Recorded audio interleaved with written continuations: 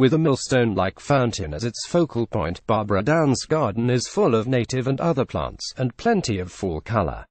April Greer for The Washington Post. Holy cow, I think it's a monarch, says Barbara Downs, 74, as an orange and black butterfly flicks across her mature Georgetown garden. We have lots of swallowtails, but I think it's a monarch. The excitement of this experienced gardener is clear. Little by little, for 9 years, she has been adding native plants to be ecologically responsible and to attract birds and butterflies, such as the monarch, which has lost much of its habitat through pesticides. Downs, whose garden has been featured on several Georgetown garden tours, is not alone in her effort to plant more natives. People used to say, "What's a native?" says Kirsten Johnson, president of the Maryland Native Plant Society. Founded in 1992, its membership has increased dramatically since then as plant nuts, everyone from backyard gardeners to nursery owners, have championed plants native to the regions. We used to be happy if 8 people showed up for our field trips, Johnson says. In the last 5 years, we've had to limit the numbers on our 50 trips. They often fill up within 24 hours. Now, she says, most gardeners not only know what a native is, but they also know that deer development and invasive species such as kudzu and porcelain berry are the 3 major threats to them. Downs, an artist and community volunteer, is a case in point. In 1988, when she moved from one Georgetown house to her current 1905 Georgetown townhouse, she asked a former neighbor and landscape architect, the late Jim Van Sweden, to design her front and back gardens. I was impressed that his gardens needed no pesticides, she says.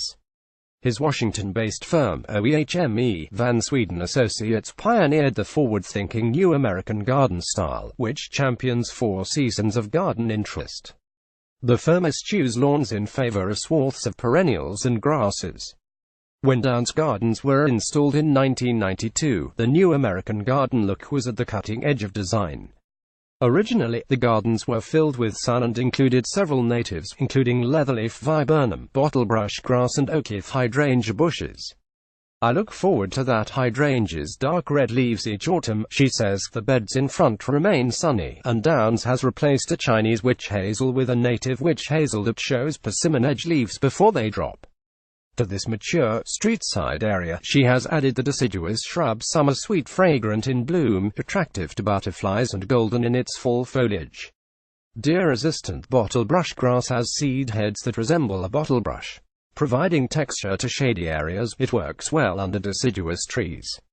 April Greer for The Washington Post. The sunny street side of the house features a native witch hazel, summer sweet and oakleaf hydrangea. April Greer for The Washington Post. In the long, 1,600-square-foot garden behind her den, 2 neighboring trees, a mulberry and a native river birch, gradually turned the area shady. Downs used the changing condition to introduce native plants and trees. They make everything so much more interesting, she says. With them, she has gained a new plant palette, and those plants have added texture to her layered and painterly garden. It's all about texture. I like a relaxed look, she says, standing in the middle of a garden so densely planted that no mulch is needed, only an occasional dressing of organic soil conditioner to keep the earth from becoming compacted. Natives also bring more life, she adds.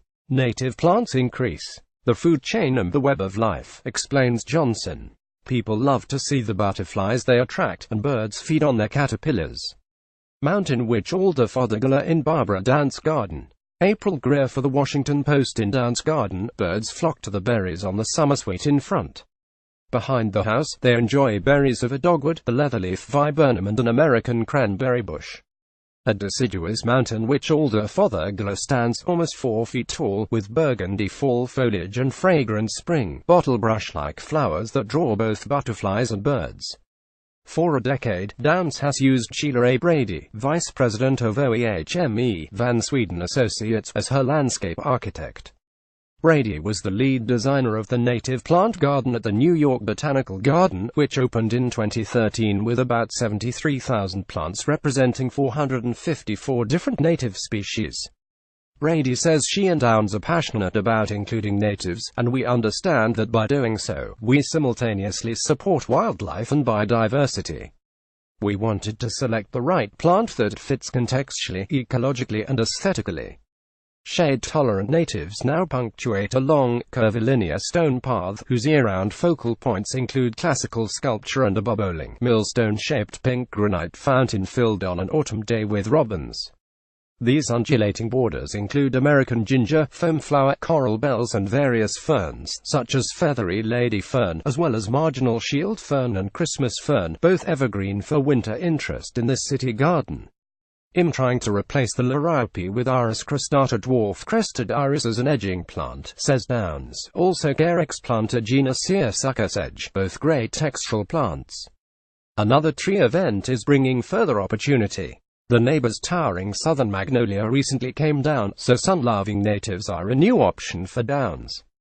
Topping her list are the Virginia bluebells she admires at the nearby Volta Park, where she and her Georgetown Garden Club have been involved and which sports natives such as inkberry, bloodroot, coneflower and false indigo. American ginger on the left and sedges on the right, gradual replacements for Downs' liriope. April Greer for The Washington Post. When contemplating future natives for Downs, Brady says, as we add plants over the years, we will be careful to maintain the sense of mystery in the garden. When you look out the window or wander along the stepping stone path, it's not clear what's beyond the fountain, boundaries are blurred. Any addition would only further the mystery of this multi-layered garden, increasingly enriched by the beneficial insects, birds and butterflies its native plants support.